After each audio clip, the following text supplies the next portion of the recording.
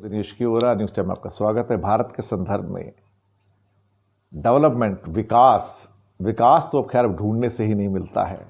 ना विकास मिलता है, ना इन्वेस्टमेंट मिलता है, ना फैक्ट्री लगती हैं, ना ऑफिस लगते हैं।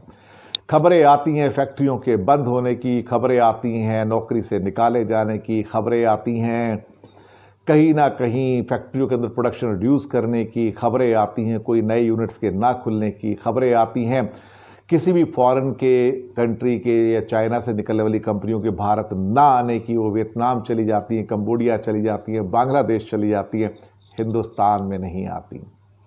उत्तर प्रदेश ने बड़े पलक पावड़े बिछाए कि चाइना से कंपनियां निकलेंगी, कोरोना के चक्कर में हमारे पास आएंगी। साहब कोई नहीं आया, पूरे हिंदुस्तान में कोई नहीं आया, यूपी में कहां से आएगा? किसको पड़ी है साहब? किसको चाहिए विकास इस देश में? नहीं चाहिए ना, वही तो बीजेपी कर रही है। सरकार को विकास चाहिए ही नहीं, विकास से थोड़े ही वोट मिलते हैं। देखो साहब, उज्ज्वला स्कीम स्टार्ट कर दो, सबको फ्री सिलेंडर दे दो, वोट मिल जाएंगे। तो विकास की जरूरत क्या है? प्रॉमिस कर दो कि पूरे देश में एक राशन कार्ड होगा, कब होगा पता नहीं, वोट मिल जाएंगे। सबको कह दो नवंबर तक 5 किलो अनाज फ्री मिलेगा, किसको पड़ी है विकास की, वोट मिल जाएंगे। इनसे कहो कि हर घर में एक नल आएगा और नल से जल आएगा, और कहते हैं हर रोज हम 1 लाख घरों में नल लगा रहे हैं। लगाइए साहब, नल भी लगाइए, गर्मियों में पानी आएगा तब ना। नल तो लगाना बहुत आसान है, लेकिन नल में जल लाना बहुत मुश्किल है। टॉयलेट बना दो, विकास करने की जरूरत क्या है, वोट तो मिल ही जाएंगे। एनआरसी पे चर्चा कीजिए साहब, सिटीजनशिप अमेंडमेंट एक्ट पे चर्चा कीजिए, वोट मिल जाएंगे। 370 हटा दो, वोट मिल जाएंगे। कश्मीर का नया नक्शा दे दो, वोट मिल जाएंगे। राम मंदिर के अरट लगा लो, वोट मिल जाएंगे। अब इसके बाद सो कॉल्ड काशी और मथुरा की भी बातें शुरू हो गई हैं दबी जुबान में। बीजेपी और आरएसएस वाले कहते हैं वो जनता के ऊपर डिपेंड करता है कि ये मुद्दे उठेंगे नहीं उठेंगे, क्या होगा क्या नहीं होगा।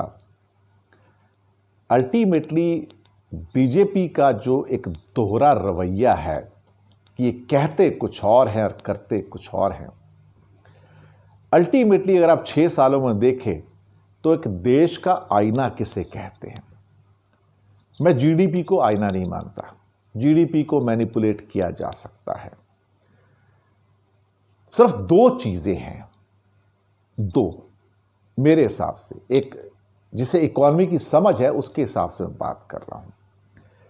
एक, आपके 6 सालों में एक्सपोर्ट्स कितने बढ़े, ये पहला आईना है। दूसरा आईना, आपका टैक्स कलेक्शन कितना इंक्रीज हुआ। बड़ी सिंपल सी चीज है, इकॉनमी बढ़ेगी तो टैक्स भी तो कलेक्ट होगा। सोचने वाली बात है ना। अगर इकॉनमी बढ़ती है और टैक्स कलेक्ट नहीं होता तो फिर ये तो कोई पैमाना ना हुआ ना। अगर इकॉनमी बढ़ रही है तो जीएसटी बढ़ना चाहिए, जीएसटी बढ़ नहीं रहा है, कम हो रहा है।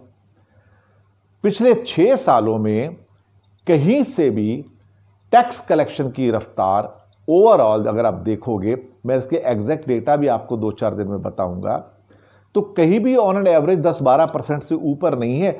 जो मनमोहन सिंह के टाइम में भी थी, अटल बिहारी के टाइम थे, पिछले 30 साल से वही प्रोग्रेस है। 8%, 10%, 12%, 13% का टैक्स इंक्रीज हो जाता है।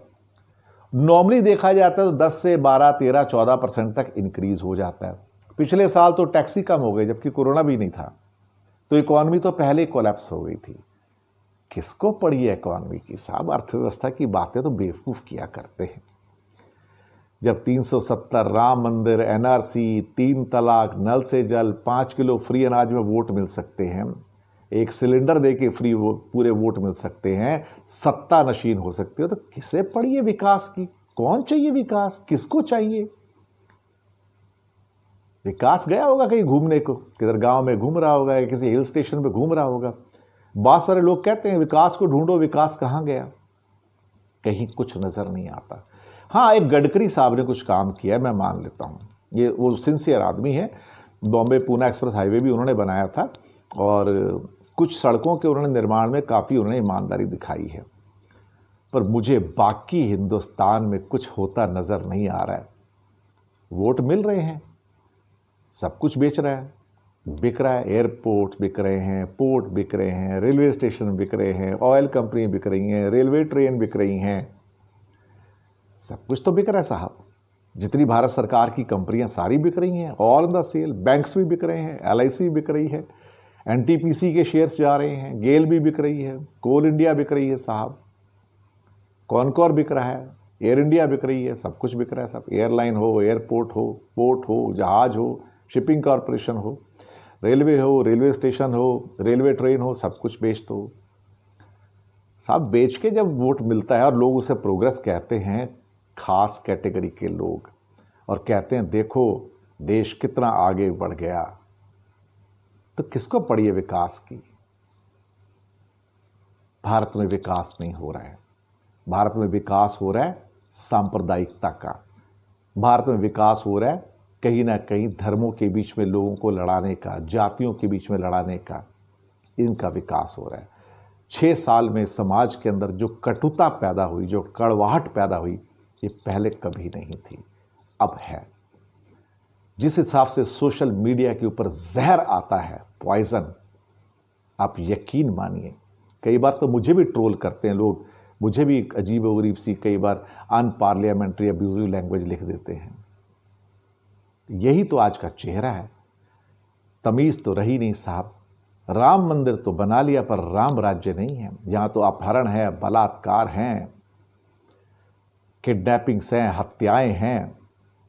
यहाँ राम राज्य की बात नहीं होती सर, राम मंदिर की बात होती है। किसको पड़ी है विकास की साहब?